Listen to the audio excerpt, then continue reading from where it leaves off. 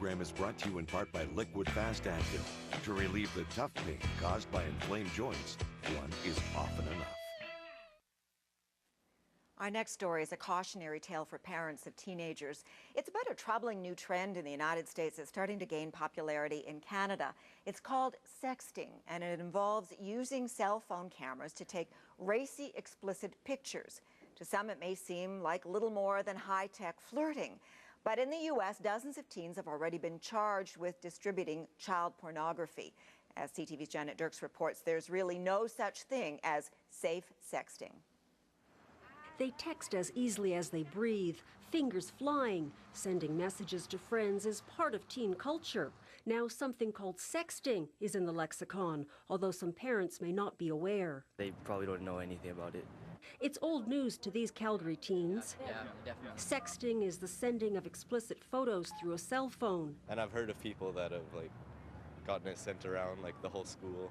An American study found nearly 20% of teens admit to sending nude or semi-nude photos electronically. And by a slight margin, more girls than boys say they do this.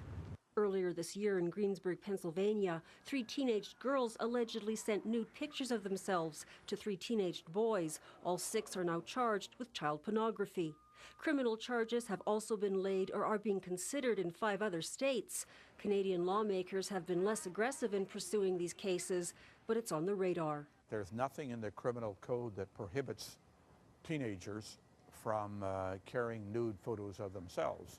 Where it can be an offense is if you're disseminating that information. These young women aren't convinced laying criminal charges is the best approach. They see it as kind of a novelty instead of a dangerous thing to do. When you put your picture, whether it's up on Facebook or whether it's emailing it to somebody, it's going to be accessible to everybody. This technology expert agrees. Children should be warned about the consequences of sending any text message, but if all else fails... You can always revoke cell phone privileges. You can always take the phones away. Have you ever received one? Yeah, I have. You have? Yeah, I didn't even know who it was, and I didn't really want to see that. These teens say they find sexting creepy, but they don't expect it to stop. Janet Dirks, CTV News, Calgary.